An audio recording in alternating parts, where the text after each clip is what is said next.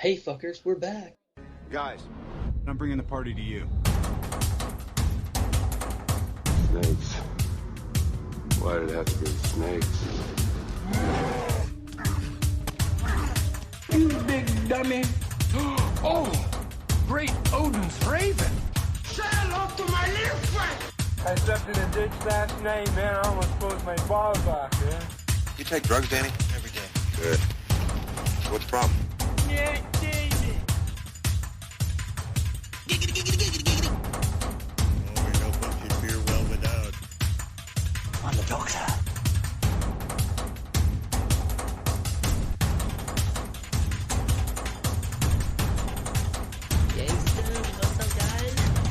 This aggression will not stand, man.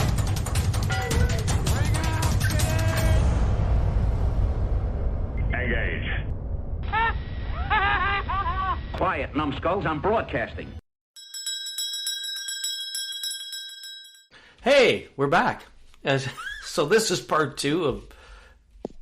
I should say it's part 3 of 2. Just to fuck with people's heads. What? What do you mean? Part 3 of 2. Yeah. So, yeah, part 2 was great. I hope everyone heard that. Yeah, it was great. It was awesome. There was some really good stories in there. Fucking amazing stories. Stuff that would make you laugh and roar. Tell your friends about. Proper Hollywood exclusives as well that you won't hear anywhere else. Yeah. All right. So I think this is... We're going to try and... Huh? Anywhere else. No, really. You won't hear it anywhere That's else. true. That's true. We're going to do more of a comic book heavy, I think. We'll do comic books, and then for any other shit, make up the waste some time. The ad here, we'll do that. So what do you want to do first? You want to just hit the comic book books that we have? Sure, works for me. Okay. So I'm going to mention one. I think you might have it, Scott. We'll talk about Hell Cop. Okay. Did you get? Yes. And did you read that? I read the first one. I haven't read the second one. Me either. I haven't read the second one. Yeah, I read the first one. It was very good. It. I really enjoy it. I really enjoyed the art in it too. Beautiful art. Yeah. Let me see. It's writer Brian Haberlin and Gerardo Van Dyke did the color. Oh, Brian Haberlin did the art too. Writer, illustrator, and cover art. So it's a Shadowline production, but it's from Image Comics. And I accidentally found out that it's part of the whole Spawn universe. I had no idea it was part of that. Yeah. I simply picked it up because I thought, there's a TV series, Hell Cop. So, I'll let you do more. You better explain the shit than I am, Scott. But I read it a couple of weeks ago, but I remember 2 key things. They gave you enough of a tease to give you different layers of this universe. About mid-thing, they're talking, and they talked about different areas, a lot like, for instance, in Lord of the Rings, so they'll mention a different area, just so you know that there's a space that they're going to be going into down the road. Nice twist at the end, gets you hooked on the second issue. Yeah. I thought the dialogue was fantastic. It read like a script, which I'm sure they're happy about, because that's basically what it was, a script. The character development was very well done. Lots of questions that were asked, some answered. But the biggest thing, it was a great world building. They mentioned a lot of places just in passing that you were wondering where it was. The concept's pretty cool. That they're, if I remember correctly, they're going into different dimensions and they find hell. Yeah. They go to the hell, and it basically looks like an ordinary city in a way. Yes, exactly. Exactly. There's bums on the street. They got no jobs. There's people pushing shopping carts around and garbage left around. I like that he talks to the cherubs, I think they're called, which are babies with wings, and basically says they're pricks. Yes. Yeah. Right? They're pricks. So, without, like, I haven't always been, but what I like also is the back cover. If you looked at the back cover, it's like advertisements for that realm. You can buy this. You can get this product. You can get this product, and it all has to do within the Hellcop or the Devil Deep. Yeah, great world building. I think they did a very good job of planning out that universe just in the first issue, taking you forward. And the other thing, no wasted pages. It is comic from start to finish. Well written story. Plenty of good dialogue. There's no advertisement. There's nothing until the very back inside cover, and all it says is that this is what the next issue is going to be cover wise. To give you a 3. Shadowline is like Vertigo's. Like Vertigo and DC is what Shadowline and Image is. It's always well written stories with lots of dialogue laden character development. That's what I like. So, what is it? Oh, that sugar supplement. That's one of the demons they get high off. Like, yes, Splenda, that sort of thing. Yeah. That's their cocaine, and they're sniffing that stuff. That's their cocaine. So, was jumping around this problem was reading it like three months ago, trying to remember the story, right? Yeah. But I really enjoyed the concepts. Yeah, Sweet and Low is there. That's the stuff. They get high off of Sweet and Low. The best thing to say is that this is an introduction to the characters, who they are, and where they're going to go from it, right? Like I said, I'm always bad at giving descriptions of what's happening in the books. All I can say is that story-wise, art-wise, and world-building, it's worth a pickup. It's worth to take a look at. Yeah. Speculation causes too, because I have zeroed out they're going to turn this into something at some point in time. Well, that's when I first saw it in the previous magazine. That's the reason I got it. Yeah. I said, that's a Netflix series right there. Yeah. So, there is a really bad description, but in the basic, without doing very well at telling the story, pick it up. I think you'll enjoy it. You'll love the artwork. That's it. Quick and easy. Yeah, I'll let you go to you because Scott and I both talked about that book. Oh, yes. I'm going to start with. I do have some books to review, but I've mainly been reading sort of like Batman type comic books just recently because there've been so many. I've just been picking up a few just to see what they're like. But I wanted to start with a little update on a few books that I've talked about in the past. And do you remember I was talking about Batman Reptilian? Yes. Started off really well, but then it went really, really weird. About issue 3, I think it was. It went really weird. Once you actually found out what the story was about. And it crashed and burned, to be quite honest with you. Wow. Really enjoyed the first couple of issues. Really liked the way that Batman was being written. He was a proper arsehole, if you remember correctly. Proper arsehole. Yeah.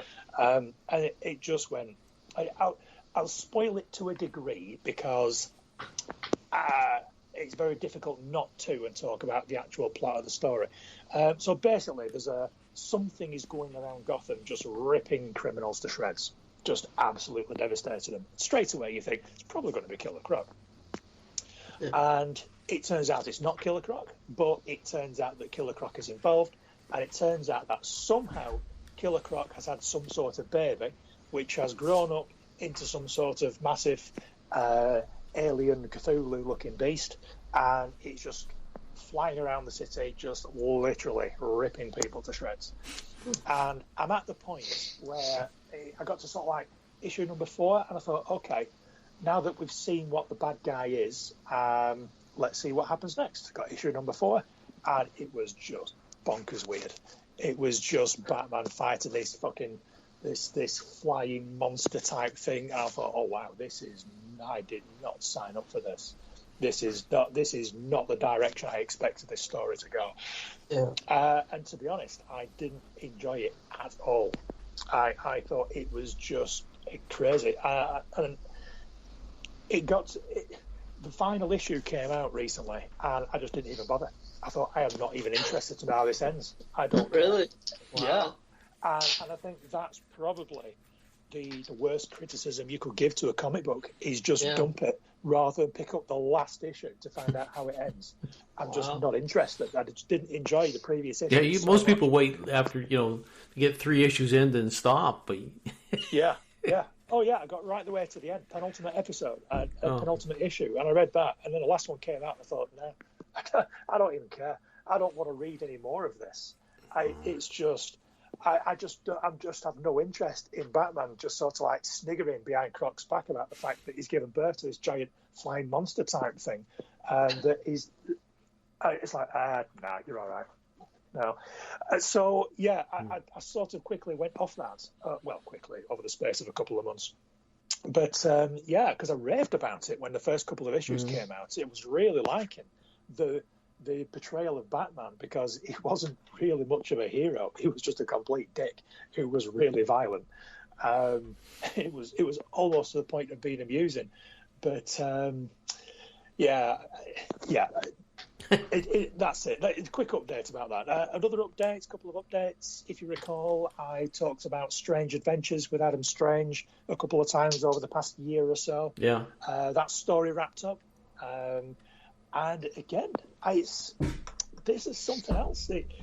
This is like we were talking about previously, about TV shows that drag storylines out far too long. And I think Adam Strange, this Strange Adventures, has suffered from the same thing. It's like, it was really good, really, really good, really enjoying it, really enjoyed the story, really enjoyed the characters, really enjoyed the dialogue. You got a few cameos in from like Batman, and Mr. Terrific was in it quite a lot. And Mr. Terrific in this book is really, really good. I hadn't really read much about him at all, other than this story. And he's a really good character in it. It's really, really good. But the whole thing, the whole story, seemed to wrap up in issue number 11 of a 12-issue series. And issue number 12 was basically just tying up a couple of loose ends, which you really could have done in one page. Filler, and it was like, yeah, absolutely. Yeah. But to fill, usually you get the filler halfway through the story. You got the filler in issue 12 of 12. And I'm reading it, I'm thinking, this is doing absolutely nothing. This whole issue is doing absolutely nothing, because last issue we had the twist, last issue we had it being resolved, last issue we had it all wrapped up with a bow. This issue is literally just tying up a couple of loose ends that really didn't need tying up. And why you needed a whole issue for that, I do not know. Well, they promised 12 issues. They promised 12 issues, and pacing. I've seen that with a couple of artists. Actually, one of the books I have coming up, they you could tell the last issue, they're like, what do you mean there's no more issues? I need more issues. I need more story to tell. No, you only have X amount of issues, and they finish it up. And that's what sometimes and I notice that a lot more with artists and writers, that they'll, the pacing's off. And to me, that's a big no-no. When you're writing it, and you're because they know they have 6 or 8 or 12 issues or whatever, and it takes you right out of the story, because it's so obvious that A, there was more story to tell, or B, they're telling too much story because they have more issues than they actually need. Yeah, absolutely. And again, another quick update. I was reading Supergirl, which came out, I think we're up to about issue 5, I think just came out. Yeah. Really been enjoying it. The way that Supergirl has been written is actually really, really good. A really good character anyway, but the way she's been written is great. Really enjoying the story, really enjoying the dialogue. It started to drag on a little bit, though.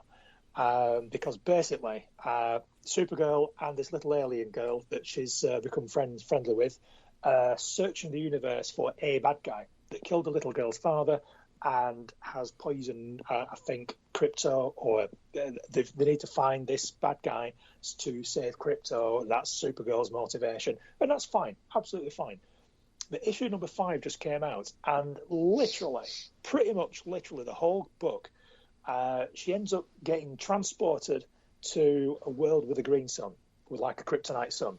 And the whole story is about Supergirl just being sort of pretty much comatose, and this little girl has to protect her. And I think as far as character building goes, it probably works to a degree, but the whole book, and Supergirl barely does anything in it, except the odd sort of like oh, I can't move. I hope this sun goes down soon so that I can get all my strength back again. Heat measure!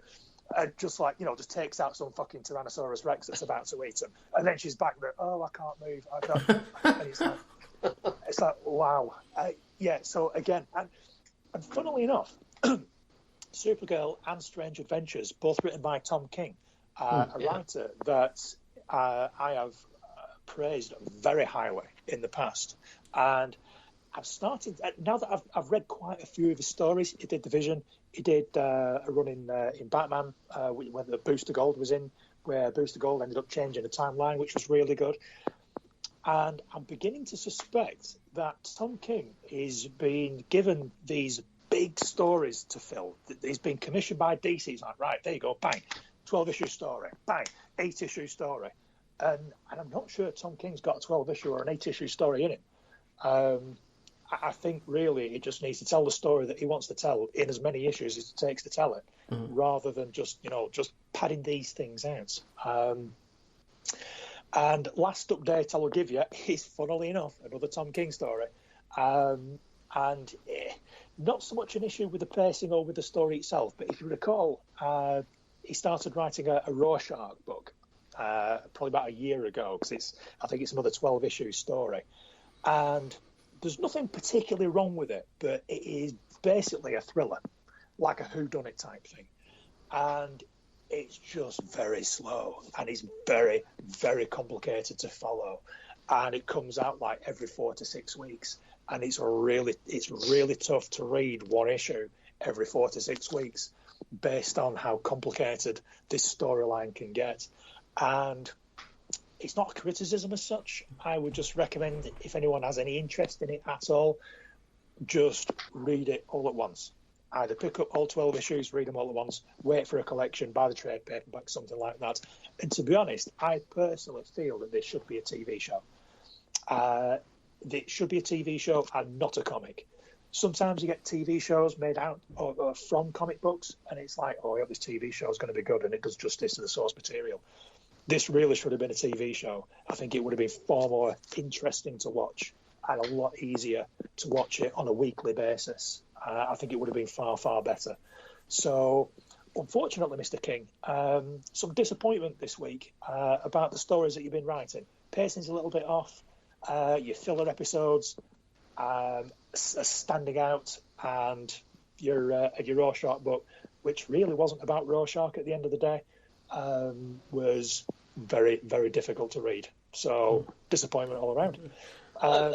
Yes, so I got to ask Scott, what are you laughing about? Just reading Mr. King's bio. Tom King is an American author, comic book writer, and ex-CIA officer. Yeah, no, that's true. Apparently so. Yeah, he was in the CIA, and I was sitting there saying to myself, if he ever listens to this, Paul's just going to wake up disappeared some night. Yeah. Yeah, next time he tries to get hold of me, if I'm not answering, CIA have got me in some black site somewhere. MI6 shows up at your doorstep. Yeah, but yeah. He's an ex-CIA. I remember when I first heard about him and his colorful past, and I was thinking to myself, wow, I don't think there's been any member of the military that's been in that I've known of that's written for the comic community. Yeah, I thought it was a fascinating background when I first heard about him. Yeah, I thought that was quite interesting when I read that as well. I thought, oh wow, because this guy's clearly a nerd. But yeah, ex-CIA, you just wouldn't put the two together, would you? You really wouldn't. He doesn't do Dark Ages series. There's I believe he writes it, the new Dark Ages series that they have out from Marvel that's out to issue 3 or 4 now. And I got what you were saying, that sometimes they give him these, and if I understood it correctly, they give him these huge projects, but I don't think they give him enough space to tell them the way he wants to tell them. They seem very fragmented sometimes, and I noticed that when I was reading Dark Ages. I was thinking, there's no way this should be a 6. I think it's a 6-issue limited series. Could have easily been 12, like Secret Wars or something in that range. Yeah. So that could be part of the problem. It could be just the editorial side saying, okay, you've only got X amount of pages to tell this story. So yeah, to be fair, he's clearly a very good writer. Some of his dialogue is up there with the best of them. It really, really is. I can talk about that in another review later. But yeah, it's just the pacing. Like I say, Adam Strange Adventures, really, really good. Very, very good indeed. But it should have finished at issue 11. There's absolutely no need for an issue number 12, in my opinion. So yeah, Okay. Well, let someone else have a turn. Yeah. Scott. All right. I don't know that either one of you have read this. Frank Cho's Fight Girls. No. Oh, I haven't, but I've seen that. I'm quite interested. Not Okay. just because it has a lot of women in their underwear on it. Yeah. Yeah. Frank Chow is a very, very talented artist. Yes. Yeah, I think he did that Marvel one. What's it called? That Kazar. team book. He did Kazar, and the Hulk. He his did wife. the Red one Hulk? with the Hulk as well, didn't he? Red Hulk. No, not the Red Hulk. The one with the kid. Did Chow? he not do that? Scar. You mean No, the, it was the like totally awesome Hulk? The Chow? yes, that's Yeah. yeah, that's the Yeah. one. Yeah. Okay. Did he not do that? I'm not sure. This, He might this have. series and Covers at least, I think.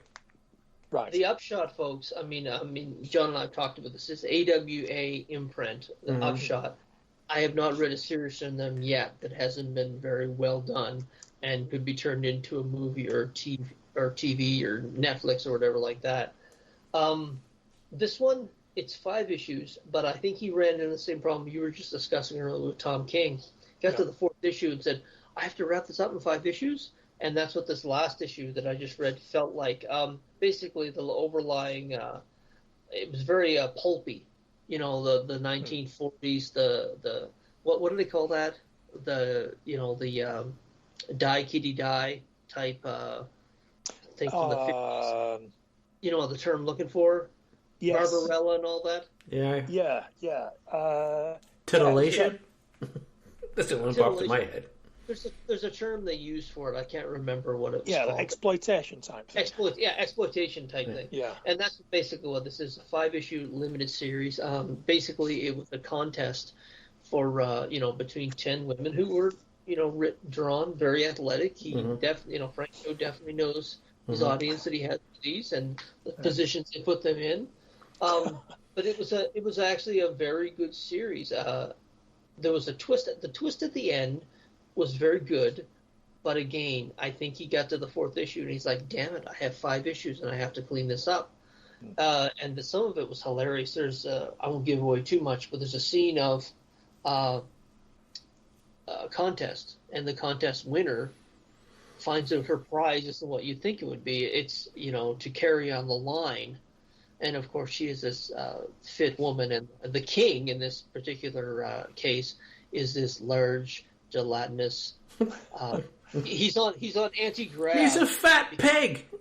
Yeah, exactly. But he's on anti-grav. And some of the dialogue is hilarious. And there's a thing. I gotta read it. There was the way they worded it was just priceless. To accommodate. He had a magnetic harness. It says, "That's to accommodate His Majesty's wide girth." And I thought, good Lord, what a description! But I mean, that was the unintended, or maybe it was intended, humor from the 5th issue. But I enjoyed it. It was, I said, there was a very nice twist at the end of it. I just think this probably could have gone on for another 3 issues, and I would have liked it just as much. It'd be interesting to see them revisit the characters, because I thought the two or three that were standing at the end, you could tell further stories, and maybe he did too, and maybe that's why he wrote it that way. But if you like, to be honest, that type of art, let's be honest, that type of art really his isn't artwork is seen fantastic. but it really isn't seen anymore. Especially the physicality in both men and women in comics. Yeah, but he never draws women like J. Campbell Scott, where they're skinny as fuck. Yeah, but they're always. That's what I mean. They look like superheroes. These are just like Olympic athlete type drawings of women. It's not exploitative. They're natural looking women with, but drawn very well. That's all, right? Yeah, but even the story was actually better than I thought it was going to be. I wasn't sure where it was going to get, but as I bought each issue, I was thinking, yeah, this is actually a good story. They did have a preview of a new series they have coming out called Crimson Cage. It's actually based in wrestling. Yeah, I saw that. I thought it was really cool. 6-page preview, and it's kind of got that old school vibe of 1970s, 1980s wrestling when they had the old territories. Yeah. And I don't know if you read the preview or not, but I'm thinking to myself, okay, that's the hook. I'll buy this series. Yeah. So other than that, yeah, it's a 5-issue series, and I think they could go further with it. But I had no problems with it. I enjoy all their series, but most of them, they could turn into TV shows or movies like that. So Fight Girls, Frank Cho and Sabine Rich worked on it. I'm going to make an observation from what you guys have been talking about here. And then I'm going to go into my little segment from Key Collector, and then we'll go back to comics. But anyways, is that when you're describing how the series got to a certain point and then suddenly it felt like rushed towards the end, that sounds so much like TV nowadays to me. Yeah. You go all the way through this, and suddenly within the last 5 minutes of the show, everything's done and finished and complete. You know, it's there's no Game arc where you, huh? What's Game that? of Thrones. It just seems like, you know, we're going to tell this story, but you know what? We're only going to do the really big part, and we're going to do it within 10 minutes and give everybody a satisfying ending. And that's what I heard from this, is that it's because we always bring in how we believe that the connection between TV and comics is so intertwined now that it sounded just also like you've been watching a lot of TV, guys, and this is how you figure a story should be ended now. Tell a great big arc, and then in the last 6 pages of the book, you tell the finish. Yeah, they're not sticking the landing the way they used to. Yeah, no. So it just sounded very, very familiar, because I've heard the complaint from people about TV. Suddenly, 5 minutes. The show's going on for 45 minutes. It's only a 55-minute show, really, or 56-minute because of commercial, so let's finish this up. Bang. You know, they come in, whip out the phaser, blow a guy away, and we win! Sort of shit, right? So I'm going to interrupt before we go back with our reviews of comics with...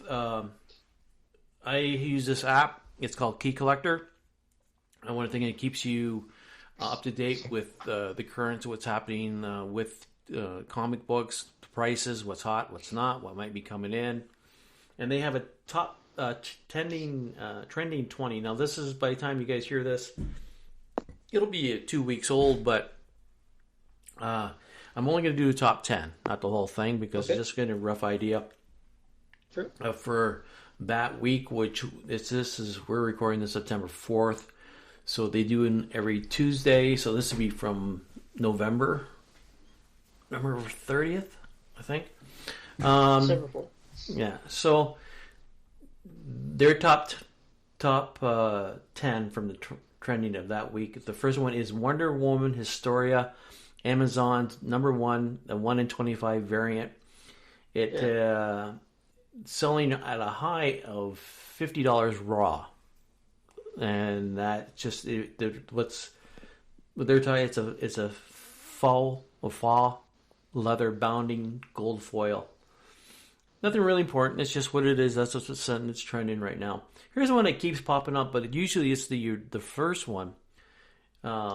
It's called Epic Anthology #1, but what it introduces the front cover has Sleepwalker, which for some reason keeps popping up within the up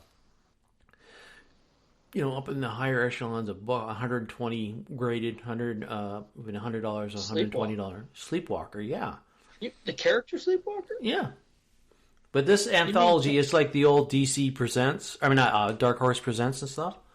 So what reason this one's at #1? It's at high of 35 raw. Is a first appearance of Sophie Strange, which is a sorceress whose story was going to unfold in current secret as a secret daughter of Doctor Strange. First appearance of Spirit Leopard, a young version of Yoa, the ancient one. Copies ordered by retailers is only 11,247. So some of these books that are up there are simply because the print run is so low. That even though maybe this book is not, that great, it's so rare because of the print run is so low. There's a lot of them. I mean, I think that series went out to issue, it was 1993 or something like that. Yeah, well, this is like, an Epic Anthology #1, which is way back. Epic books. I don't even think Epic's around anymore, right? They shouldn't be around. They're part of Marvel. Yeah, they're imprint from the 90s or 80s. They say a source communicated to them, that's Key Collector, that there's be something important about this issue related to comic events.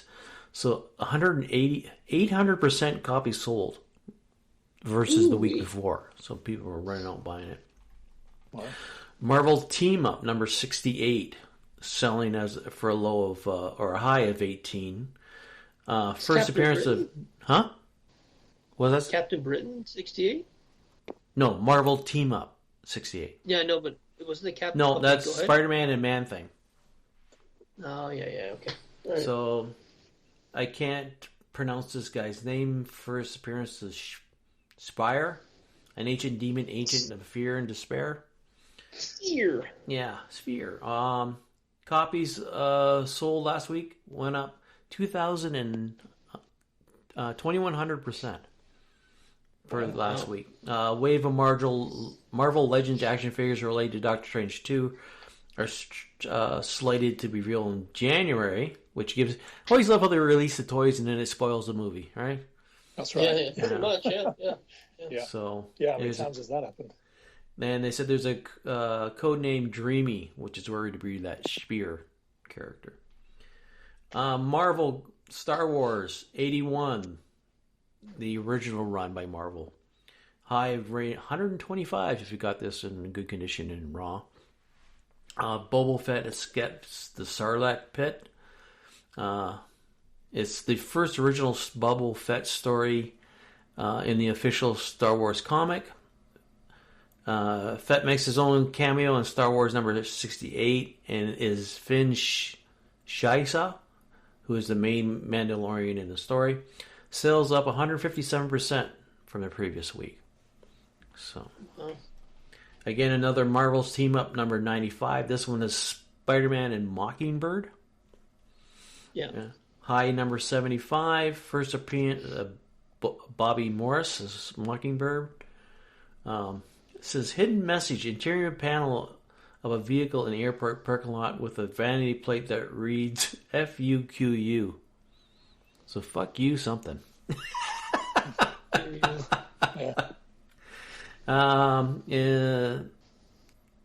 September, another highlight they have for summer, September 2020, rumored that Mockingbird will be recast in the MCU. So meaning that I don't know if that means in the comic book or in the MCU universe, meaning usually MC means movies or TV. Yeah. Yeah, it does, yeah. That was 233 copies sold within the previous week. How far do I go here? Interview with a Vampire. Now, some of these books have been going up because there have been rumors of redoing the... was it Marvel bought something to do with the vampires? Sorry, I forgot. There was a story last week connecting with Interview with a Vampire and Marvel, I believe. And, so that one, if you know about, it's first 8 episode season of MCU. That's who it is, Vampire Chronicles. So they're doing vampire movies. So that sold up. That was issue number 1, selling for a high of $25. 400% copies sold in the week versus the previous week. Witching Hour number 1, high of $10. 5-part limited series adapted from the book of the same name that chronicles the lives of Anne Rice's Mayfair witches. Again, this is part of the MCU rights. MCU recording rights for Vampire Chronicles. It's 1,400%. That's 1,400% copies sold over the last week. Wow. Now this one, you guys might have heard about this one, or maybe not. But this is one of the hot newer books that's come out lately. It's called The Recount. It is from Scout Comics and a high of $35. A vice president of the U.S. attempts to hold off a civil war after the assassination of a U.S. president by conspirators who then turn their sights on all who helped him get into including voters. That Very. Huh? Was that Scott? Bit of a backstory. Bit of a backstory before that. That came out. Just the first issue came out literally 15 days before the election, and a lot of people were very nervous about it because the first issue was so detailed and it showed how everything would go sideways, how neighbors would literally turn on neighbors, and that's what the writing of this is about. However, it suffered from the same thing that Paul and I were just talking about. It ran, I think, 4 issues, maybe 5 issues, and the 5th issue, I remember at the end of it thinking, wait a minute, did I miss an issue? Because they crammed a lot into it. But it's one of those books that I can definitely see it being turned into something down the road, but he didn't have near the chance to flesh it out. Like literally, he got to 4 and he said, "Okay, wait a minute, I've got one more issue," and he just tied it up. Well, I'm going to answer that question you just said. In July of 2021, they heard rumblings of something in the works. In November 2021, Peter Landsman, Parkland Killed the Messenger, slated to write and direct for a feature film produced by former Sony executive Jonathan Caden in Motor Films. 300% sell, up from the previous week. And yeah, I can see that. It's kind of like the Olympus Has Fallen type thing. Yeah. Where definitely a movie I will not see, no matter how good it is. Yeah, they'd have to flesh it out quite a bit because they ended it rather abruptly. I remember thinking, and it's one of those things, and I thought the same way about Donny Cates's God Country. You can see the exact moment when Marvel hired him because he said, I'll work on this more when I'm bigger. And he's doing it now. He's rewriting the script for God Country for a movie. But I remember God Country came as number 6 and number 5. It's just he hurried to finish it up. And same with the Recount. You could tell almost that he, just what you told us for the information, that it was going to be a feature film or whatever, that he's like, I'll do it the right way when I'm writing the script for the film. And it was very messy at the end, which is a shame because they had good art and the writing and the characters were very well done for the first 3 or 4 issues. But the same guy who wrote the comic books is not writing the feature film. It's a different writer. But I'm sure he'll be talked to or at least brought into the conversation. Mm-hmm. It was good though. Like I said, I have no reason I'm going to watch this. This is just to be a calling card for the nuts already on the edge, right? Yeah, it's definitely going to be very uncomfortable, I'm guessing, for some people, because I remember a few of the things that they had as if people were literally shooting their neighbors because they disagreed with them about politics. And they have the right to carry guns. This number 9, the Hedge Knight, number 1, high of $20. It's an adaptation of a George R.R. Martin's Hedge Knight that took place 100 years before the first Game of Thrones books. And books Song of Fire Ice, first appearance of Dunk and Egg. I don't know. Copies by retailers is only 13,876. Yes. And then January 2021, a Game of Thrones prequel called Dunk and Egg in development for Max.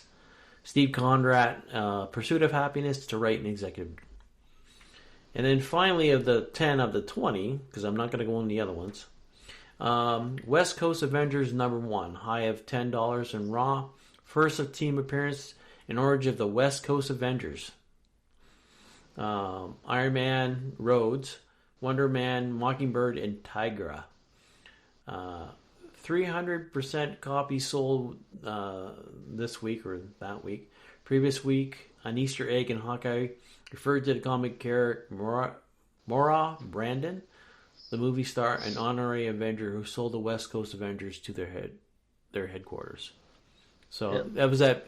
If you remember, Paul, they're in the house there, and there's the painting, and he started talking about the actress, in the movie. Yeah, that's who it is. That's what that is. Yeah, didn't get that reference. No. So that's just only 10. There's 20. So I'm going to give a free plug. I'm going to, when I Twitter this, I'm going to put them in there. Maybe they'll say hi. But anyways, play the Key Collector Comics.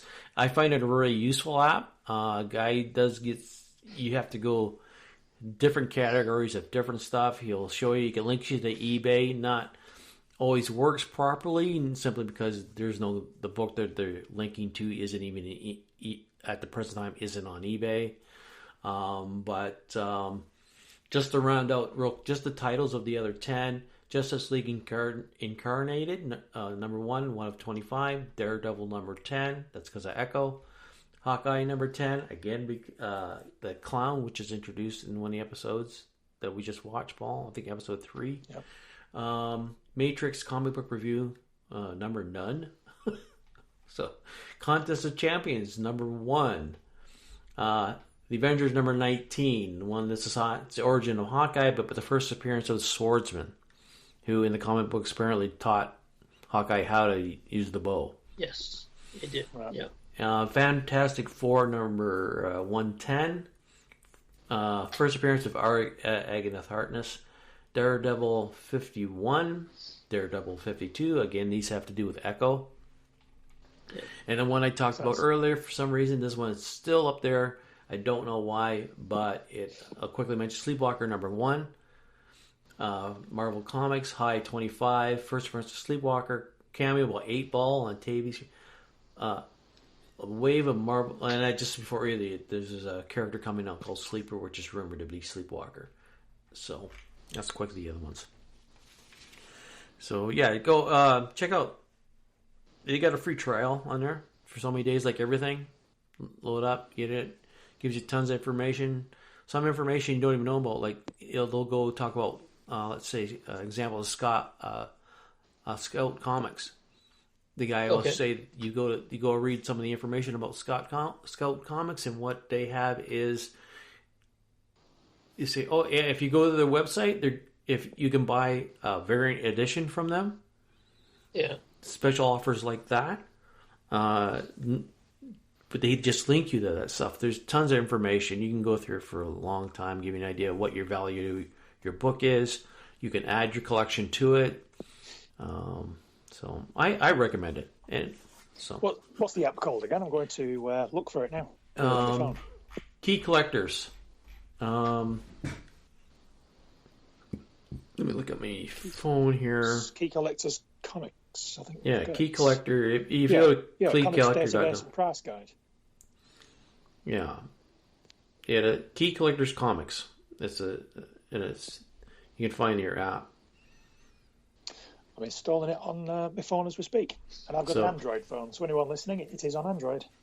So, like right now, one of the highlights just new. They have a section of like keys, $10, $20, and $50, and then $100 keys. So that's raw books. All new. The all new Ghost Rider #1. First appearance of origin Ghost Rider Robbie Rains is now a high of $50 raw in good condition. So it's all kinds of information. I use it all the time. Some people swear by it, but when you're talking about the West Coast Avengers, there was a series called Forceworks. It came right after they finished the West Coast Avengers. Listen to who was in that series: U.S. Agent, which they've just recently introduced, Hawkeye, Scarlet Witch, Spider-Woman, and Agatha Harkness. And I'm when I was thinking about when you're talking what about issue is that? The character.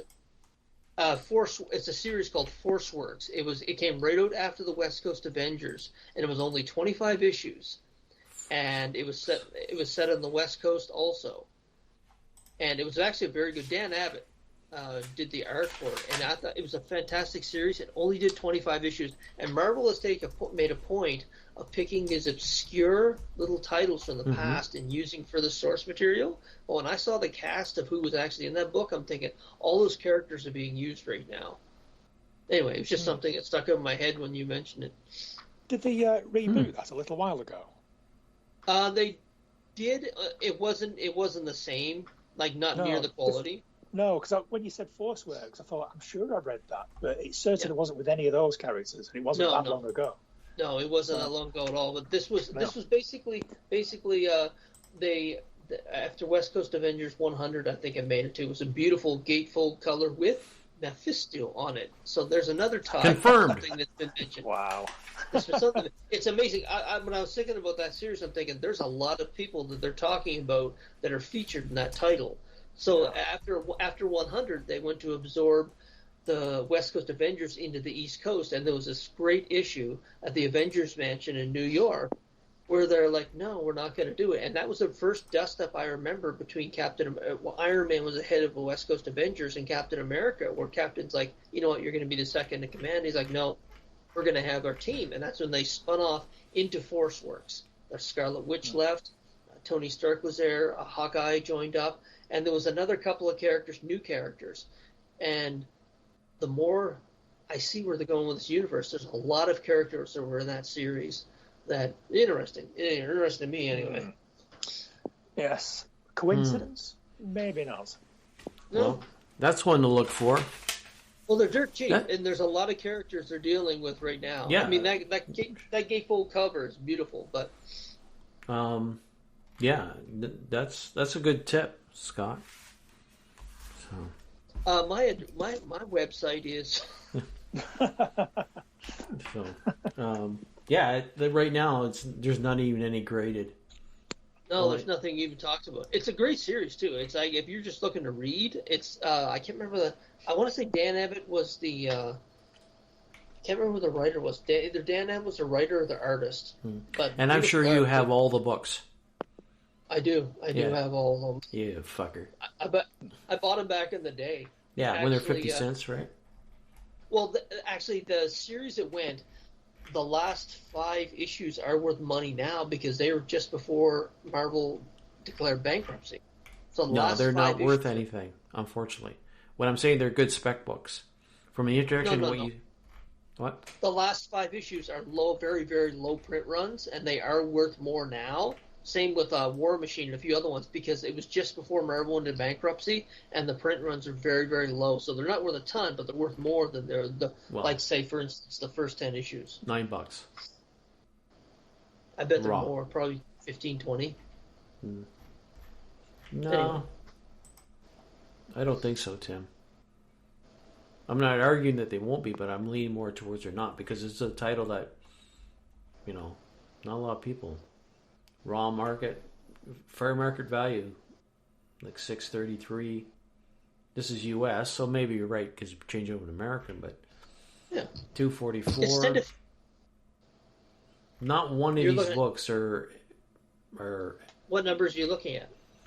1 through 25, is it? 22. 22, 25, something like that. Yeah, 22 issues, and none of them are worth shit. I mean, even they got one here with Kang in it, or weird-looking Kang. But that's the other. I was sitting there trying to remember who else is in that. That's another character that was in it, Kang. Yeah. There's a lot of folks in there that have been really bandied about in that Disney Plus universe. So anyway, I don't agree with you buying the first 5 issues if you can find them. As they're low, they don't cost a lot. As spec works with the way the MCU goes, and you mentioned all those characters in it, right? So we're gonna be millionaires, gentlemen, millionaires. Get your Force Works right here. Hey, if I could pay off my fucking bills, it's actually a really good series. If you just want to read, it's actually a really well written series too. So there's a character called Sentry. This character called Sentry also that they introduced specifically in that series. He's a trans-dimensional mystic guru of some sort. Guju? So. The next time you do an update, after this little conversation, you'll find that sales of Forceworks have gone up by 2,000%.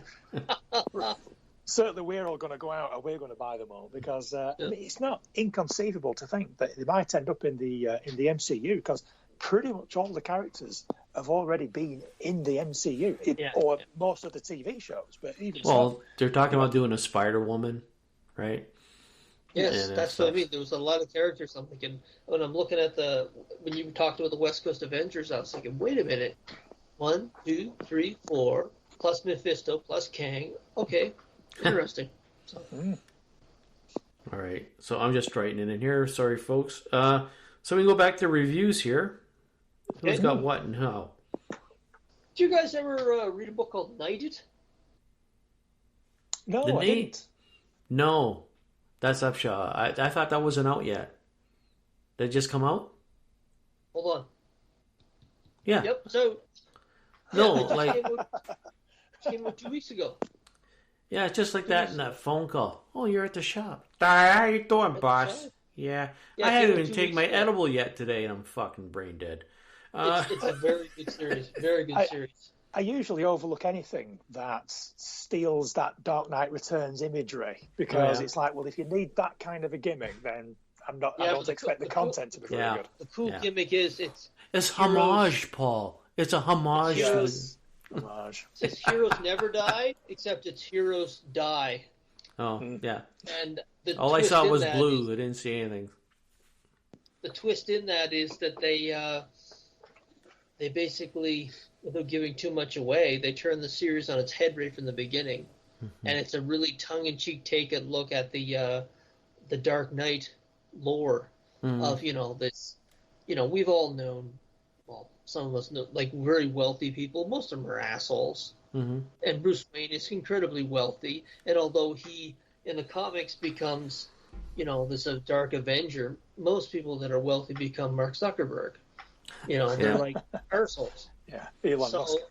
So the story behind this is what happens to that character, who comes in, how the reactions are, and it's very well written. I was sitting there saying, when I first read the first issue, I said, yep, this is going to be probably a TV series, and I'll go with a movie. But it's also a part of the bigger universe that AWA is building around their Michael Straczynski. Is that this guy's name? Yeah, I know. That guy did Babylon 5, Straczynski. The Resistance. He did the Resistance series also. Well, I know him from the TV show. This character's part of that universe. So they're expanding that universe, and it's being very well done also. So I got the first issue, and I'm hooked. I've already put it in my file. So it's 5 issues. So I wish they would just say that, we're going to try 6 with this one. But, I like the first issue. So if you're looking for something unique, funny. Every time you say, like, they wrap it up in 5 because they didn't know, I don't buy that concept. I always think they have, okay, this is how many issues we want you to do. And they say, we want 5 issues. We want 5 issues of this, 5 issues. If I'm running a comic book company and a guy comes in and has a story and he says to me, I got this book I want to write. I said, well, how many issues do you need? And then you kind of negotiate. And if you say, okay, well, we only want 6 issues, give us 5. Because a lot of AW books seem like they're 5-issue runs, right? It's all a common of them are thing. except, all of them are except Garth Ennis. Garth Ennis is that Marjorie one. Yeah, so I think it's the storyteller who needs to flesh out his story more if he knows he only got 5 issues. I'm leaning opposite to you guys. I believe it's the fault of the writer, because if you know you got 5 issues, why the fuck are you doing all this storytelling and then cramming it at the end? It's because you watch too much TV, and that's how they do it. Short attention span. So, what? Short attention span for a lot of writers. You need to get it right out of the gate. So, I'm totally opposite to you guys. I'm not falling for that. They needed more issues. They know they have these many issues to work with. So it's the fault of the writer not being able to take his story and do that so that it seems like an even flow instead of 4.5 issues and then bang, we finish quickly. So, Anyways, that's my thoughts.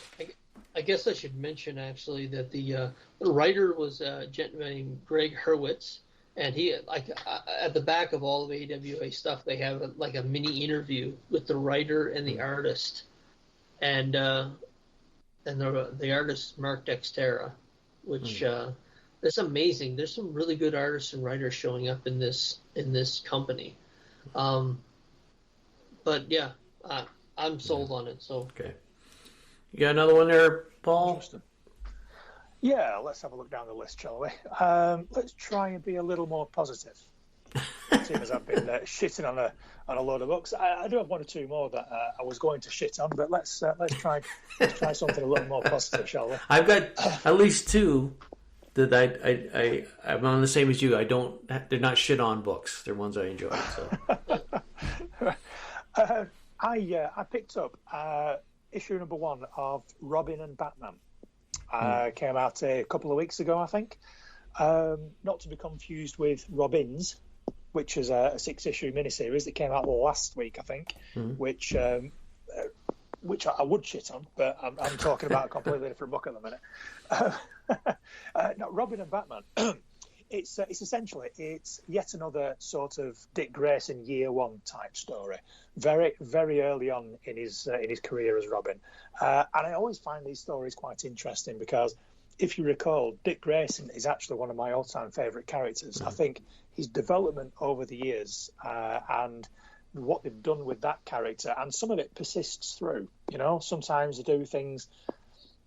Like he had a serious head injury probably a few years ago. That sort of like got amnesia, sort of like changed his personality and his skill set a little bit.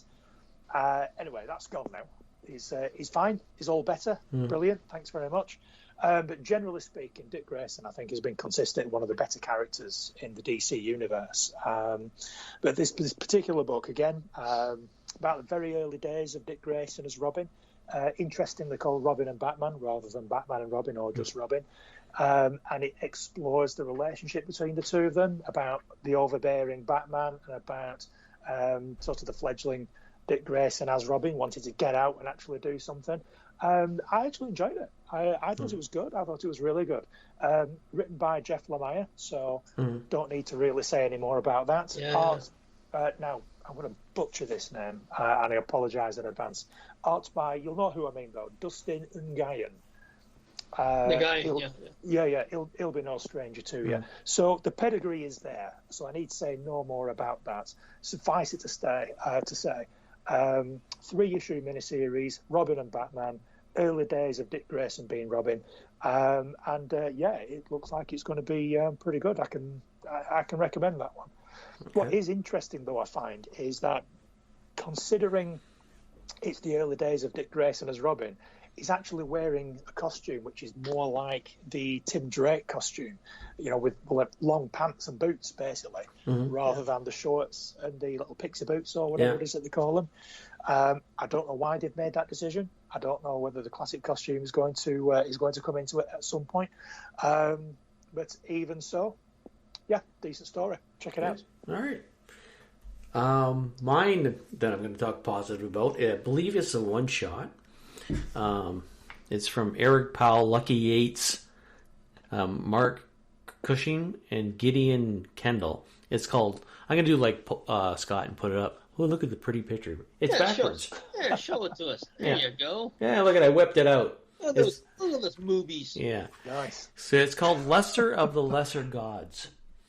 And so basically what it is that the artwork reminds me so much of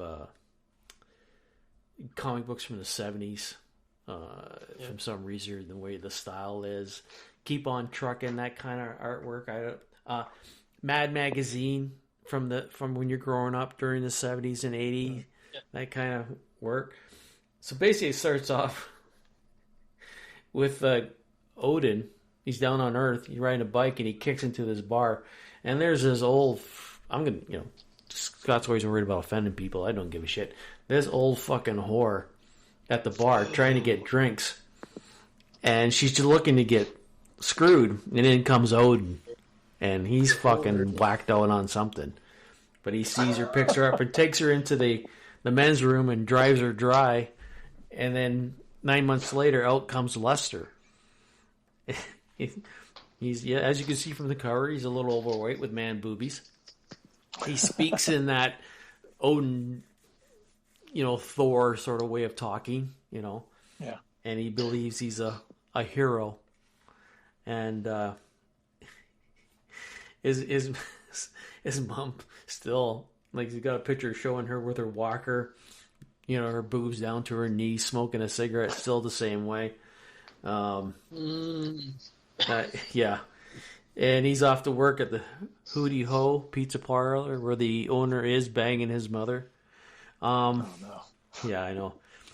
And any respectable pizza shop owner does. Yeah. Anyways, he's been training. He believes there's this quest coming for him. And then, it happens. Suddenly all these demons rise from above the earth. And he finally finds this thing, and he goes home, gets his sword and his battle axe, gets on his scooter, not his motorcycle, but his scooter. Comes up with he shows him in the chaps and just a cod piece. That's it. Off the battle he goes, fighting these demons. And this one demon comes along. And he just looks at him, hey, you fucking nerd. Thwap. Kills him. And just before he dies, he begs Odin to come. And Odin comes down, gives him this special sword that he goes in the device that kills the demons. And then it ends with him. The earth has not gone back. Now it's suddenly demons running all over the place. And he's running off the battle to fight other demons. I picked it up another one as I was looking through previews and saw that and said, yeah, there's a little fatty one. Lester, I got to take this one. So I picked it up. It's very entertaining. I really enjoyed it. Now, it's a one shot, but like most things, let's leave it opening just in case we do another one. If you want just a fun book, the read, it's from Albatross. It's called Albatross Funny Book is the name of the company. I'm sure you might be able to find it in Comixology for you, Paul, if you wanted. But it's fun. It's fun. I really enjoy it. Are Odin and Thor the same as like Conan? It's just you can use it as general the copy. I'm not sure how that works. Yeah, I think it's because it's been over. Sorry to interrupt, but I know what you're talking about. It's over like 70 years or 50 years, the property then becomes public use, so you can use it whenever you want. Like I could take. DC hasn't done that. Well, that's whole Zenescope. You know why their universe is that way. They talk about Alice in Wonderland and other stuff is because a lot of these properties, if you look up the name of the book and then they've changed around, these properties are public use, so they can take and do whatever they want with. And you're right. DC can do the same thing. Marvel can do the same thing. I think I've seen a book with Thor in it. There's nothing they can do about it because it's public use. Yeah. Because they're you just can't create the same Thor, you know. But the name Thor, you can take it and do whatever you want. So, but cool. Yeah. Okay, Scott, you got another one? Yeah, I do. Actually, I think I may have done an issue for this series a couple of months ago, or I may have been just talking to you about it, John. It's the X-Men Legends series. Mm-hmm. Now, this cover is particularly cool because it has, we've mentioned Omega Red and Wolverine.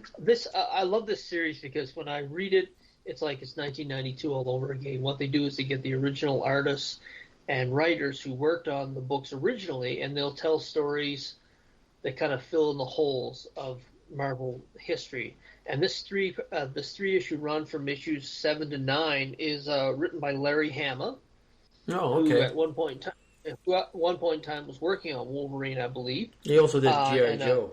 He's exactly yeah. So it's kind of a man's man type writer, I guess you could call him. So and the artist is Billy Tan, which does a fantastic. That's the version he does of Omega Red, which is what I think they should use if they do it in the movies. Mm-hmm. And so issues 7 and 8 feature Wolverine, a very young Jubilee before she has a kid. Who else is in it? The Hand is in it. So it's kind of that, that all of the main cast of Wolverine, cast of characters from the early 90s. And I'm going to interrupt real quick before I forget. This is the man pig in me showing, but every time I hear it's that, oh, Jubilee had a kid? I didn't know that. Hey, she takes the dick, eh? I didn't know that. Okay. Well, I wonder understand for how she got pregnant. It wasn't quite like that. But she, issue 9 is going to have Sabretooth in it. So I'm actually looking forward to it because I know I have zeroed out in my mind that they're going to have Omega Red and Sabretooth and maybe Wolverine all on that front cover, and a Billy Tan, like this is a good artist. That's going to be cool because I don't think I've ever seen Sabretooth and Omega Red on a cover together, which is really going to look awesome if they do it right. I love the series, though. Like, I just love the fact that they're taking the time to get these writers to go back to the stories they wrote before and kind of fill in the blanks or tell new stories. And then what they'll do is within the story, they'll tell you, this story takes place before Wolverine 44, so that you know where it fits into the timeline. So I've liked it so far. They're only up to issue 9 so far. I don't know how the book's selling, but it's good. If you're an X-Men fan, check it out. Okay. I keep forgetting. I'm just sitting here listening to you guys. I keep forgetting to write down the titles we're talking about. It'd be your turn, sir. I see you looking all over the place there. Yeah, I'm on Comixology. Every time you start talking about books that I haven't heard about or quite like the sound of, I go straight on Comixology just to it's like get them in there. Yeah. Put them in the basket, or at least look to make sure that they're on. The show works, John. We've got a guy already. One guy hooked. Well, if you want to keep looking, I can do my review of my last book I enjoyed. Okay. No, I can jump through. I'll tell you what. I'll jump. Remember when I mentioned Robbins? Yeah. One of 6 came out a week or 2 ago. All I've got to say about that book, and I was expecting good things about that because I thought all the different Robins in it. I love some of that. That sounds like it might be quite good fun. Honestly, at least 80% of that entire first issue is exposition about who they are and how they became Robin and so on and so forth. And it's like, oh shit, this is nothing happens except they all literally sat round a table, sort of like talking to each other about how they first became Robin and this, that, and the other. And I thought, wow. I thought maybe they cater in for people who don't know who Robin is. So that's what I was just going to say. First-time readers. Yeah. But, I mean, Jesus Christ. Yeah. About baby steps. I can understand that. If, new readers don't know. A 6-issue run, and the whole first issue is pretty much exposition. Okay. I thought, wow. Okay. Talk about pacing being off. Holy shit. To be fair, it starts off with a fight, but it's so generic because each one of the Robins takes a turn at hitting someone and having a quip or like a joke or something. And it's like, well, fuck me. This is like a colouring book. This is like a painting by numbers comic book, this. That's all I've got to say about that. Carry on. All right. So the last one I'm going to talk about, I will mention one real quickly if we need to, but this one I want to do because I like this one. And it's called The King of Spies. Oh, I haven't read that yet. I bought it, but I haven't read it yet. Mark Millar, Mato Scarlera. Scalabarachi. Yes, yeah. So, I've seen this guy's work before, and it's kind of crazy, really. His artwork I'm talking about. Can't remember where I've seen it, but I've seen it before. I do enjoy it. I can't really describe it anywhere. But it's just it's basically the story of a guy who was a spy for the British Empire. The first few pages is right out of a start of a James Bond, right? High action, a lot of shit going on. Some of it totally unbelievable, but you can get away with it because it's a comic book, right? Like he jumps off a building and falls like 20 floors through an ambulance and is still alive, right? So yeah, but he's British though. Yeah, I know. He's a British spy. You expect that, right? Yeah, that happened to me twice this morning. So the first is showing like who this guy is and what he did, and then the second part is showing him in who he is now. And they jump 20 years, 30 years forward. And he is an older guy, still British, but he finds out that he's got a brain tumor. And he's got 6 months to live. In his mind, 2 months at least being healthy. and he sets up to start to go after, because when he was working for the King and Country, he was doing what they wanted to do. So some of the people that he should have wasted, he didn't. And now that he's dying and realizes that he's not, I'm going to go back and take care of some of these fuckers I should have wasted. And I'm not sure how many issues. I think Lee had read it and told me how good it was, and I wanted to pick it up before, but for some reason I thought, just like Scott, the book that he showed me that was out, I did think this was out, so I canceled my on my pull list. Then I realized, no, the fucker hasn't been out yet, so I had to go back and put it on. It is very good. It's Mark Millar he's a proficient writer. He writes a lot of stuff, gets it out. Some of it's not it's not heavy reading. I haven't read anything of his where I needed to sit and really think. He just tells a story. He has a story he wants to tell. He writes it. If it gets done, which is kind of cool. I mean, I kind of enjoy that. Other books he probably spends time. Maybe Jupiter's Legacy would be a book where he does a little bit more writing about, or heavy writing about. There's a good scene where he's at a gentleman's club, in which back in when he was young, they had certain rules and regulations and acted like gentlemen in this club. And now some of the Russian mafia mob members are in there because of the money. And, they sort of pick on a waitress, which is not... You're not supposed to do that in this club. But because they're Russian and they got lots of money, they let him get away with it. But he doesn't like it.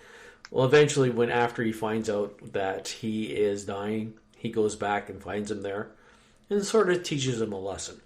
I won't show you. I'll tell you how he does it, or what he does, but it is very good. This would be a wonderful Netflix series, and it probably might be, or at least looked at being done, because his property, Millar World, is part of the Netflix. Because on the back cover, it shows this in, but it shows that the little Netflix symbol on the bottom. So. Oh yeah, that'll end up on TV at some point. Then. Yeah, either hopefully not done a quick piss on. They did Super Crooks by him, but they did an animated version, Japanese animation style, and I have no interest in watching it. It's all in Japanese. It's like, let's send it over to Japan. They'll make a series of it, and then we'll dub it in English or whatever. And I have no interest in watching it. I'm hoping that this is a live action version and not an animated version, or if it's animated, done differently in a different style. So I recommend it. It's a short run. It's only 4 mini issues or something. Is that right? I'll probably pick that one up because that one just completely passed me by. I didn't even spot that one coming out. But Mark Millar, he usually does pretty good stuff. Yeah, I mean, I've really picked up on a lot of the stuff lately. Like I started with Magic Order. Did he do Kingsman as well? Yes. I believe so. Yeah, I thought so. Yeah, I thought so. Yeah, like he's got quite a few books here. I'll run down real quick. They show Super Crooks here on Netflix, and no fucking thanks. I didn't actually know Super Crooks was a Mark Millar title. Yeah. He's got like Magic, Kick-Ass, Reborn, Starlight. Some of these have been picked up already to be option to make. Doesn't mean that they're going to be. Kingsman, Wanted, Prodigy, which has been picked up. MPH is a story in which these kids find this drug that makes you run real fast, so they can speed up time. Huck, which has been picked up. Other books he's worked on is Wolverine, Superman, Red Sun, Ultimate X-Men, Fantastic Four. So he's done a lot of work, but he sold his Miller World to Netflix because they're looking for original stuff. So, and then they cancelled Jupiter's Legacy after one season. Yeah. So I don't get that. There's something else there. That was weird. Yeah, stuff in the back. That really happened. was weird. Yeah, that really was stuff weird. in the back that happened. I thought that was pretty good as well. I really enjoyed it. It's one of the like nowadays. It's bad timing. Yeah. It was bad timing. It was right when what was it, April, May, and the world in their mind at that point in time, the world was opening up and no one wanted to stay inside. I really think that was part of it. Well, it's part of it, but there's also a lot of stories about shit happening in the back. A lot of conflict in the back. So they just didn't want to do it. So, all right. Anything else we want to talk about? Because I want to do this as the last segment before we leave for the show. I got this one. I was just about to give you another last segment. You already got one, so that's. I got this one. This is that stupid headlines. I'm going to read it off to you.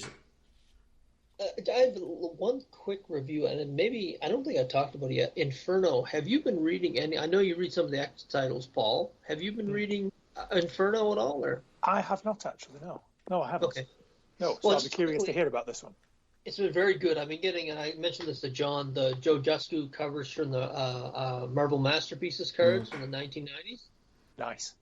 Yeah, very nice. And it's one of those things, you look at pictures like this and I'm thinking, why can't all the artists be like that at Marvel? But the storyline they're doing with Inferno is this 3-year run that they had Jonathan Hickman on this relaunch of the X Universe. It's been very kumbaya-ish. You know, you literally have mass murderers like Apocalypse showing up on the island and being accepted in because all mutants are equal, and that's been going on for the last 3 years. There's been no real mutant conflict. And that's one of the parts that made the X-Men so good is the fact that they're at each other's throats to a degree. This Inferno, this crossover is kind of getting back to that, where you're seeing strife within the mutant community, that they're not all on the same page. They're not all the same. And I like that. I like that they're going in this direction because I was actually getting a bit bored with the X title because it was very generic. No one ever fought, and if they did fight, it was even their foes almost seemed like one-dimensional characters. There was no nuance to them. So this is basically a power struggle within the community. The council chairs. I'm not sure if you remember this, Paul, where they had the City Council of 12. Yep. It involves Mystique. It goes a bit to Moira McTaggart, who kind of started it all. It was developed that she was a mutant, and that was actually one of the more interesting plot twists in that whole thing. Where is it? The many lives of Moira McTaggart. Yeah, or whatever she was Moira called. McTaggart. Yeah, and Mystique, they've been keeping the precogs away, not allowing them to be reborn, and this kind of relates why they did it.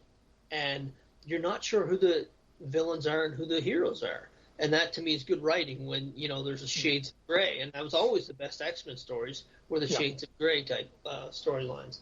So I'm enjoying this more. And if that means the fact that we're getting stuff like this means that there's going to be a change, I'd prefer to go in this direction than the way it was, because it was almost getting unreadable in some of the series because it was just very, very non-conflict. Or if it was a conflict, the X-Men were just kicking whose ever ass they were dealing with. They were giving them, the Superman effect, where if they're so indestructible, the stories are very predictable, and that's what it was getting. So I'm enjoying this stuff.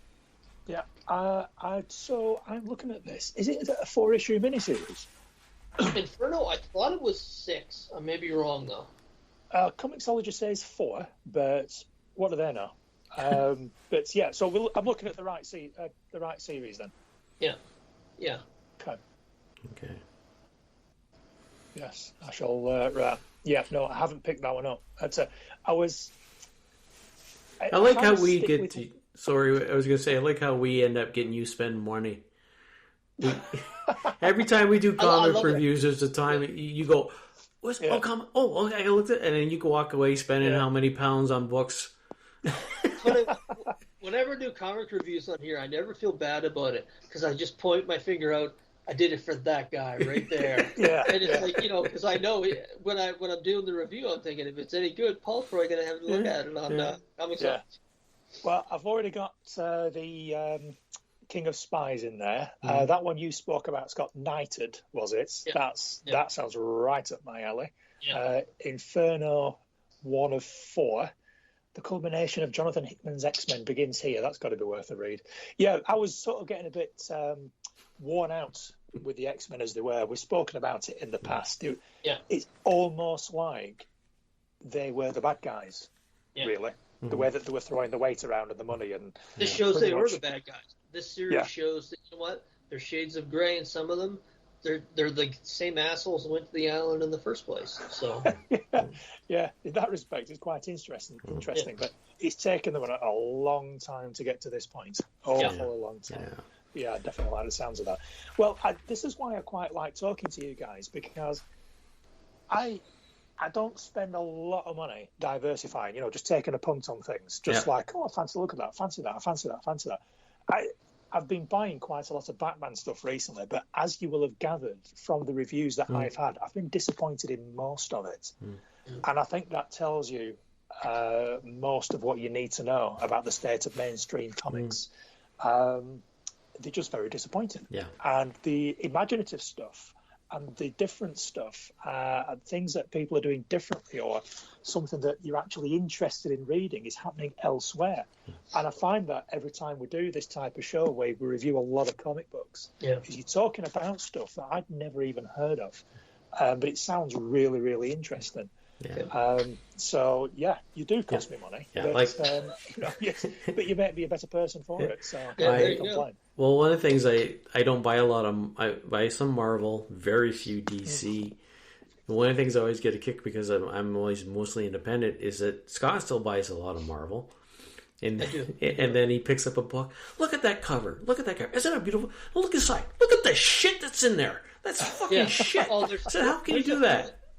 I've really been reading a lot of Marvel over the last 2 to 3 years, and I've gotten to the point where there are certain writers and certain artists, specific writers, I won't read their stuff, and if I do, I'll get it at the 50% off sale. I can think of 4 right now that I'm not reading their stuff anymore, and if I do, it's going to be half price. I'm not doing it. So in that aspect, it's good. And as we were talking, one of the things that popped in my head was this hire for work that DC and Marvel have attempted to do, which is that we're going to bring you in, we're going to hire you to work on this project. You have no control over basically what it is. You tell your story, but we own it. So one of the things I think is, and just as my opinion, that might be happening is that some of these artists that want to get into the industry want to get in, and because some of the established artists and writers have moved on where they own their property, they have control over it.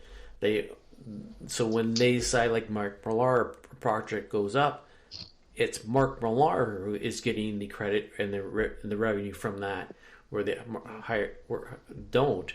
So they can't hire the really good talented people they want to. So they're looking for, if we had someone like Frank Chow drawing our book, we wouldn't even look at your stuff. We'd say come back in a few years. But we don't. We can't hire him. We can't afford him. So, what's your name? Oh, okay, it's not bad. Let's learn how to... We'll teach you how to do the storyboard, or how to do the art, how to, what angle you should be, where the shading and that. So that's where... Because that's why my whole thing has been shifting all the way to independent and Image and these other books. Because that's where everybody's going. They know they can have control over characters created, and they want the money. They want to be reimbursed for their thoughts, their creations. So that's why Scott picks up, look at that fucking shit. I just laugh because I know where they went. Well, since 2017 and the shift in the industry and in the world in general, to see, it was a movie I watched the other night. It was unique because, I know what it was. It was the first episode of Yellowstone. They had this massive gunfight. And it was weird because I hadn't seen a gunfight on TV or in movies. They've been very sparse.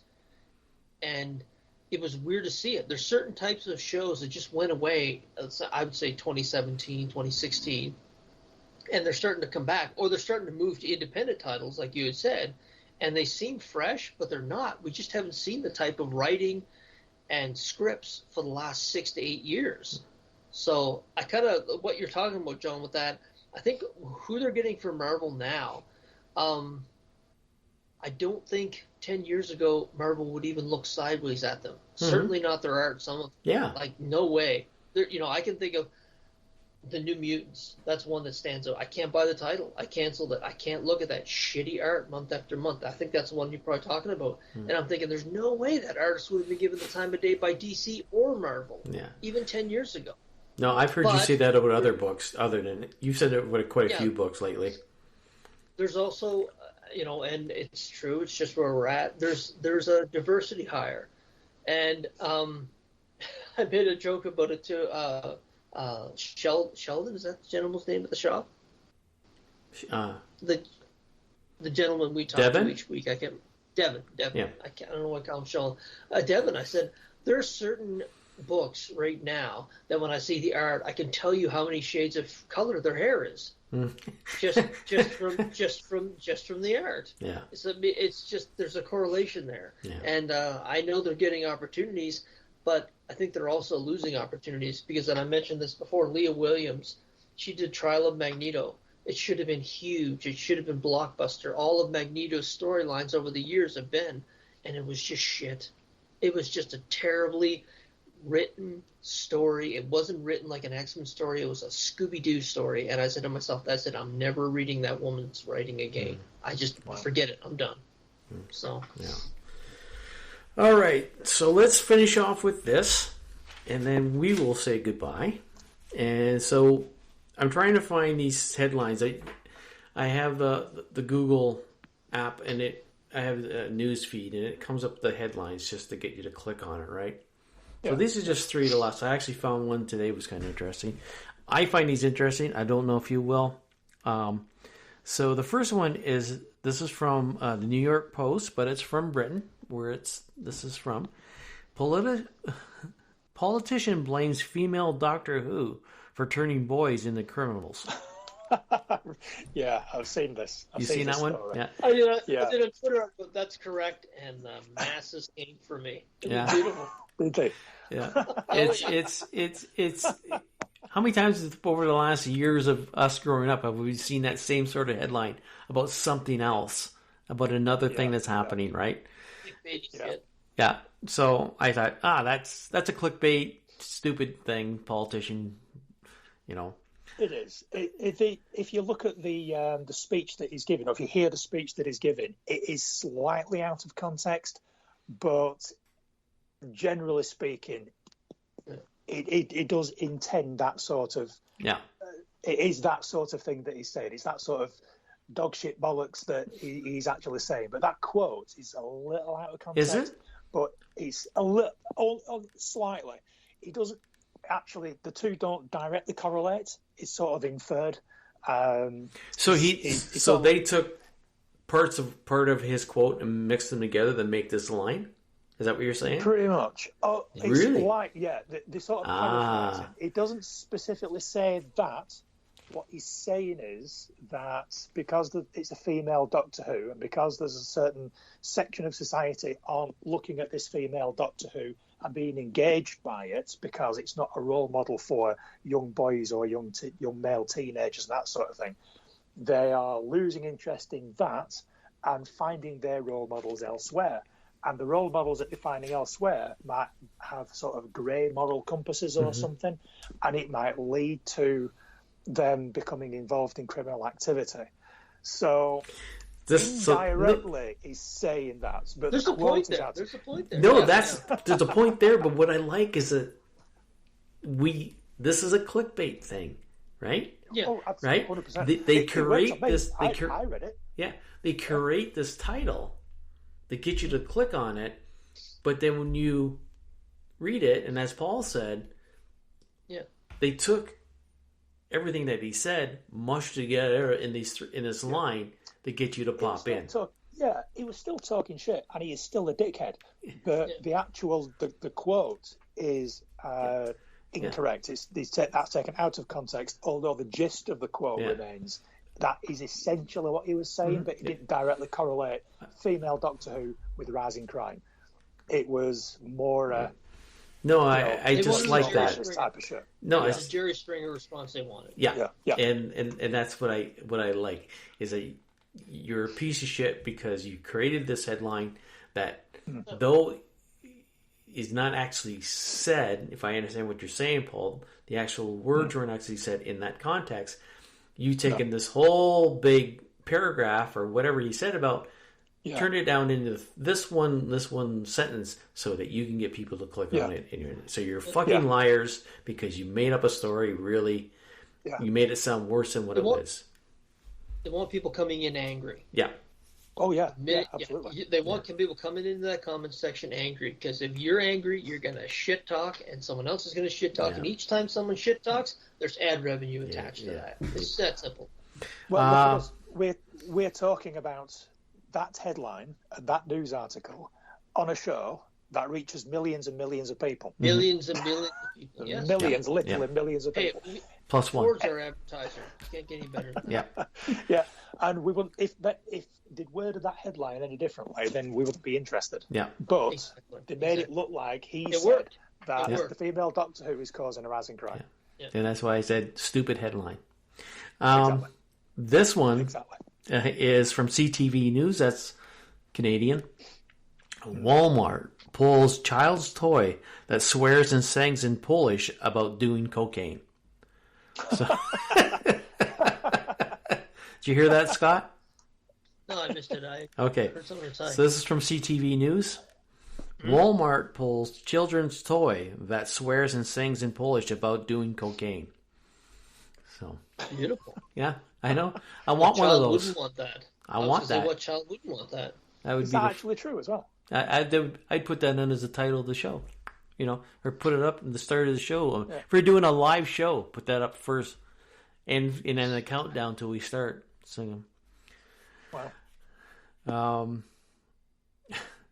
Now, this story to me, this headline is so stupid because I didn't care, didn't give it any thought. So I must be just being stupid, not paying attention, or not being upset about it. But Spider-Man No Way Home ends Loki's incest debate. This was from CBR. So remember the TV show on Loki? In which different variants of Lokis, and there was a female Loki. Well, Loki that we know fell in love with the Loki, a version of Loki from another universe, and kissed her. Yes. Everybody got freaked out, apparently, or not everybody, but enough people that someone had to create a story in which Spider-Man's No Way Home fixed that incest debate, which I didn't know there was a debate about. So CBR's far lefty left site, and I'm not surprised that they went straight to the incest angle. Yeah, so that's just three of I found so far. What I'm doing now is I'm finding a headlight, take a screenshot so I have it in my list because it's so fucking stupid. I love the news where they have it. It's clickbait. They'll have a picture. They do it with Tom Selleck a lot, and they'll have a picture of him and an old man. They'll say, "Look who Tom Selleck's living with now," or they'll actually take certain.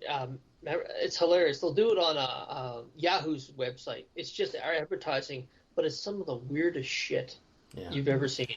Well, just quickly, another one I had was that they were talking about weird things that people do on site or did for movies.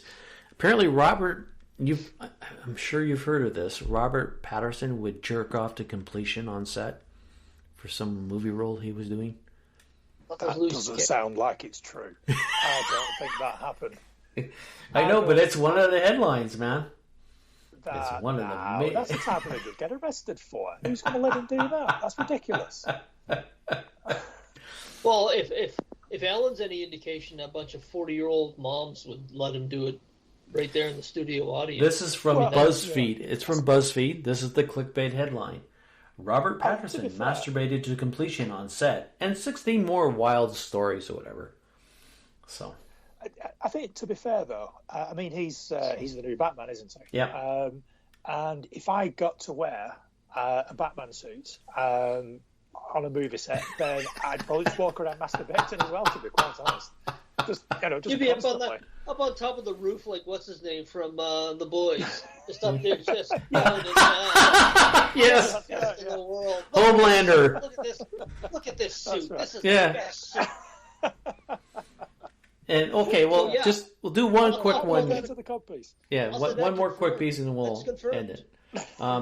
This is a headline.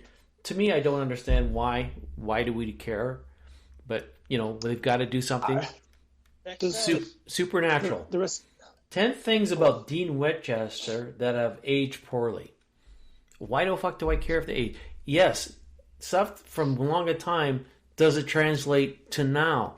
Why do I want to go back and read that? Why? So I can get another one of those. Well, they need to get rid of that. Some left fucking woke fucker needs to. So, anyways. Oh, I never click on any of those things. Oh, you won't believe how such and such looks today. That's it. Yes, exactly. That's it. Not only do I not believe, I don't give a shit. I don't care one bit. It doesn't matter. I did that though, and one of the things that came and they were talking about stars and families. Anyways, they had a movie star. How this movie star's child looks like. They had a picture of a movie star, and then the picture they had next was a porn actress, and they said it was their daughter. Yeah. It was Nina Hartley, and I wanted so much. It says, this is why people have a tendency not to want to believe the news.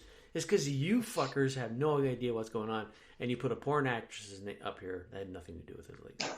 I think I put it in my Twitter feed one time. Someone said that it was a story about a socialite that had come into a lot of money. And it was a picture of the character, and it was Charles Manson with blonde hair. I couldn't believe it. I was thinking, and they were saying that this was a Hollywood guru, and it was literally Charles Manson with blonde hair. I think I put it in my Twitter feed at the time, because for a while there I was doing that. I was putting that shit in my Twitter feed. But the favourite headline of the last few days, and you may or may not have seen it, is the story about George Clooney turning down $35 million for one day's work or something. And this is a headline. This is George Clooney explains why he turned down $35 million. And I thought, why does he need to explain? What the fuck has it got to do with anybody else? Why he turned down some work that would have paid $35 million? Who gives a fuck? You think that's the only opportunity he's going to get? You think that's like, oh shit, how's George Clooney going to survive now? He's turned down $35 million. Get the fuck out. That's a headline. It's like, why is that a headline? Why is that even a fucking news story? I didn't know that sort of thing winds me up. Will Ferrell turned down $38 million to do the second Elf film. $38 million. That surprised me. I was thinking, wow. To do Elf 2? That is surprising. Yeah. And that was confirmed by him. Wow. Okay. Well, anyways, that's it, folks. That's the end of the part 2. And what? Scott? I do have one last thing. And Paul, I mentioned this to John earlier. It's been hilarious, the entire thing. You have your background that's completely gray. Right. It's fuzzed out. Except it's completely fuzzed out, except around your head. And every time you move to a certain way, whoever you have in the witness protection program on the shelf behind, I can see him very clearly. The chap in the gown and that's one of his sons there. Yeah. One of your sons. If he's in the witness protection program, you're outing him every time you move a certain way because there's a halo around your head and you can see him every time. It's funny. The whole time I'm watching this, I'm thinking, that must be his son. Yeah. Sorry, Alex. You better get your bags packed. I had no idea. In the little camera, the little preview screen on my iPad. I think it's blurred. Yeah, it is. It's not great. If you right. If you click on this, it says more, and you drops down the window, and it says change background. Well, I think I've just turned it off. Way to go! There you go. I don't even know. I've not even switched that option on because I think previously it hasn't been blurred at all because there's a couple of photos that I move out of the way because nobody wants to see here me looks good. With a one piece. Thanks, man. Yeah, so I don't fanny about with the backgrounds at all. I don't know why it's blurred out. That must be set. So yeah, it's just defaulted to it. I don't know. Yeah, I did have a. Hey, dismiss. So Fuck sorry, off. guys. No, that's fine. I hope it's not too distracting. I No, didn't it really was just hilarious. Every time we moved a certain way, this gent would show the thing. I'm thinking, Yeah. Is that? Oh yeah. Yes, much if I just move ahead a little bit. Yeah. Yeah, exactly. Yeah. There. Now I'm on the. Yeah. I don't move his picture. On some street. I had one where I had a big set of tits behind me at one time. If you guys remember that? Yes, you did. I remember. Yeah. All right, so that's it for this one, folks. We will not back till January sometime. No. And oh shit! Yeah, this is virtually a Christmas episode, isn't it? Yeah, well, we have our Christmas episode. It's the year-end one. No. That one I'm going to edit up a little bit. I think there's something you talk about a certain job that you do. I need to get out of that. Oh, that's... Remember the one we did a whole rundown, right? List. Yeah, I remember. I just got to clean that up, but most of it... Well, I'm even going to leave in the part, you go, so are you going to edit this up or do anything for our show? Because this is fucking gold. I said, no, we're not changing the thing for our show. So...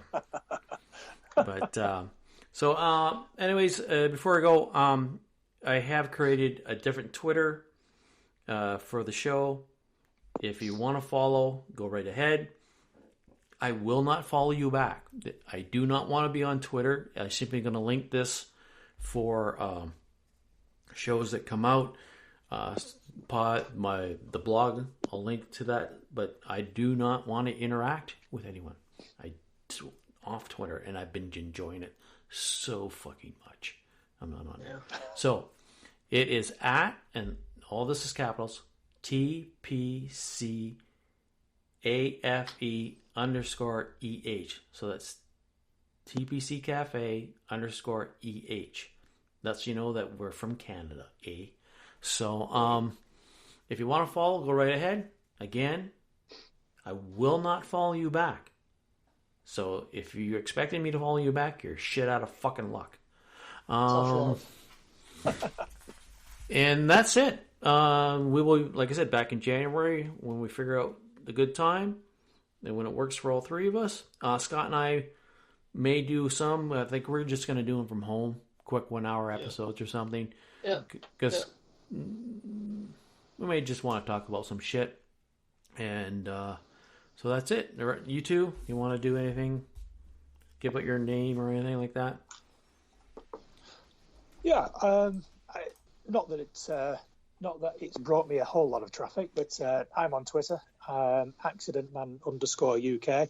I really don't tweet very much at all, to be quite honest. Sometimes I'll retweet something that someone else has done, which is I find quite funny. But I'm always up for talking about video games or comics or movies or whatever. But like John says, I don't just automatically follow back. I'm not. So fuck y'all. If you want to engage in conversation, then fair enough. But I don't play the numbers game. Yeah. Scott? I'm good. I got nothing right now. Maybe in the new year. Yeah. So we can just say one thing about this show, the three of us. We don't pussyfoot around. We tell you what we think. You don't like it? Don't listen. So that's it, guys. Thanks again for listening. Thanks for downloading. Thanks for taking the time to waste your valuable time. Maybe you're drinking in your car as you drive to work. Thanks, and ciao. Bye. Bye. Ladies and gentlemen, my mother thanks you. My father thanks you. My sister thanks you. And I thank you. That's all, folks. Thank you. Come again. Oh, bollocks. Oh, did you need to go do some bollocks?